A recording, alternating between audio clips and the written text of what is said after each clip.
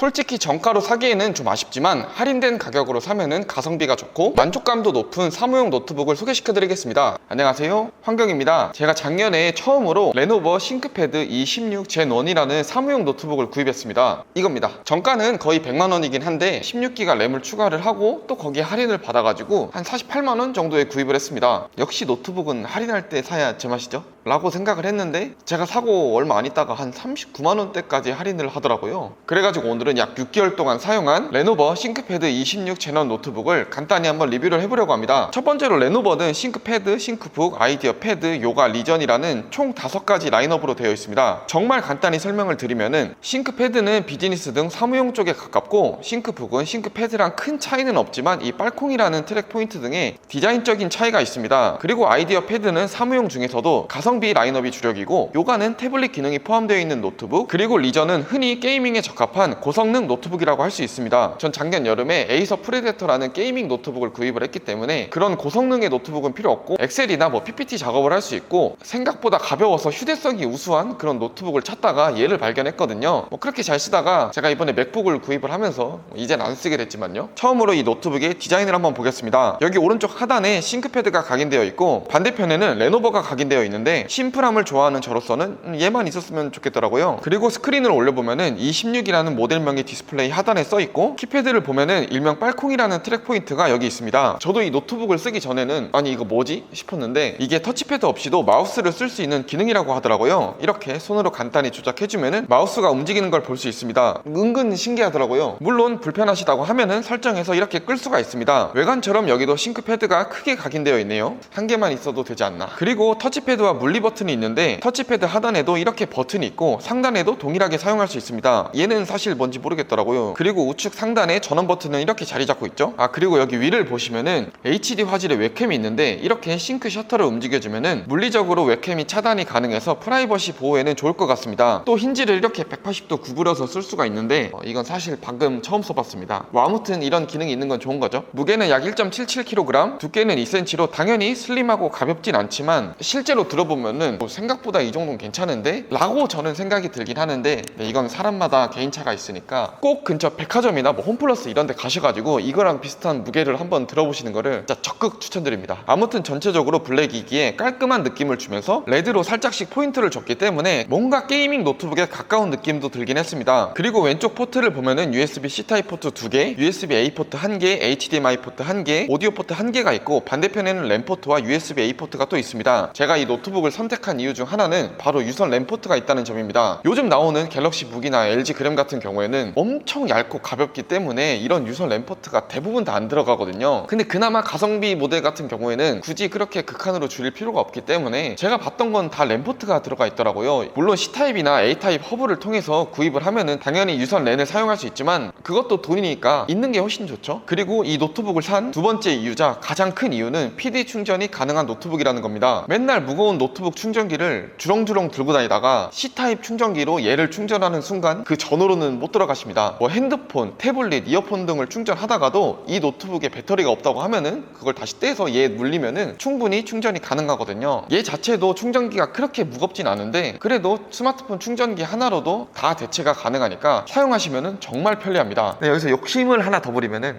SD카드 슬롯이 있었으면 더 좋았어. 그리고 이거는 약간 다른 얘기인데 혹시 스터디 카페나 카페 이런 데 조용한 데서 사용하실 분들은 얘가 따로 키스킨도 팔거든요. 그래가지고 그런 것들을 구매하셔도 좋을 것 같습니다. 그리고 두 번째, 디스플레이도 봐야겠죠? 이 노트북은 16인치 모델이기 때문에 널찍널찍한 화면을 갖고 있습니다. 물론 보통 13인치에서 17인치까지 호불호가 다양하겠지만 저는 큰 거를 정말 좋아하는 사람으로서 무조건 화면이 커야 된다고 생각하거든요. 아무리 노트북이라도. 그래가지고 맥북도 이번에 13인치 말고 15인치를 샀잖아요. 아무튼 16:12 화면비 WUXGA 1920x1200의 IPS 패널을 탑재하고 있습니다. 이것도 제가 거의 모든 노트북은 IPS 패널로 구입을 했기 때문에 좀 지겨우시겠지만 타 패널 대비 심도 깊고 풍부한 색상을 보유하고 있기에 영상을 시청하실 때 정말 좋다고 생각합니다. TNVA IPS 패널 당연히 다 사용해봤는데 저는 결국 돌고 돌아서 다시 IPS 패널로 오게 되더라고요. 또 저렴한 이 가격대의 IPS 패널이라서 참지 못하고 샀습니다. 그리고 밝기는 300니트입니다. 아마 컴퓨터를 좋아하시는 분들이라면은 밝기의 마지노선을 한 300니트 정도로 두셨을 겁니다. 250은 약간 아쉽더라고요. 그래가지고 저도 300니트 이상으로 구매하시는 걸 추천을 드리고 또 안티 글레어 패널이기에 반사율이 낮고 그에 따라 눈에 피로 피로도도 낮아지면서 사무용에 더 적합한 노트북이라고 할 수 있겠습니다. 근데 다만 색 재현율은 NTCS 45%기에 물 빠진 색감 느낌이 나서 좀 아쉽다라는 분들도 분명 있으실 겁니다. 하지만 전 제가 구매한 48만 원이라는 금액을 생각한다면은 쿨하게 뭐 이 정도는 오케이. 그리고 제가 실제로 사용을 했을 때도 큰 문제가 없는 수준이었기 때문에 이것 때문에 안 살래, 이거는 저는 아니었습니다. 그리고 세 번째는 성능입니다. CPU는 AMD Ryzen 5 7536 프로세서가 탑재되어 있습니다. 전 사실 인텔도 그렇지만 암드 CPU에 대해서 그렇게 많이 아는 수준이 아니어서 한번 공부를 해보니까 결론은 사무용에는 적합하지만 무거운 작업은 당연히 부적합하다라고 합니다. 그리고 사실 포토샵이나 프리미어 프로 뭐 간단한 작업을 하더라도 당연히 많이 힘듭니다. 뭐 아무래도 얘가 가성비 사무용 노트북이다 보니까 뭐 말 그대로 좀 당연한 거겠죠. 그리고 이번은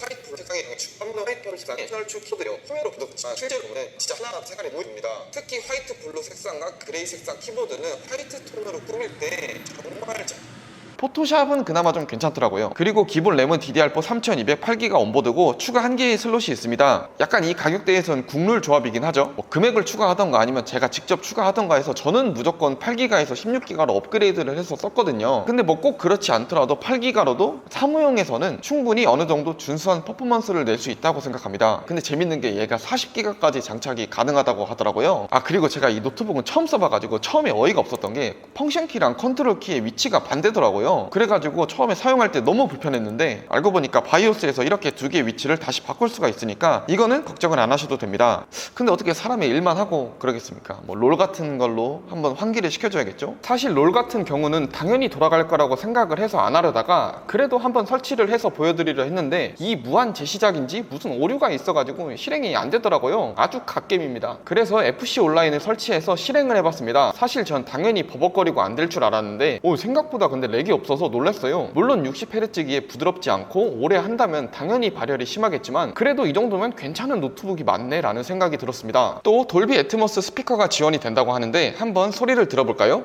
그리고 배터리 용량의 차이 등이 있었습니다. 일단 제가 여기서 일반 모델을 구입을 한 이유는 1번 금액입니다. 사실 전 S9 FE 모델 네가 그리워서 아직도 그리워해서 더 잊지 못해서 네가 차가운 바람이 이 자리를 지나면 이혼을 하더라도 지고 헤어지면 되는 거 아닙니까? 그 헤어지다뇨. 그 말씀이 조금 지나치시네요.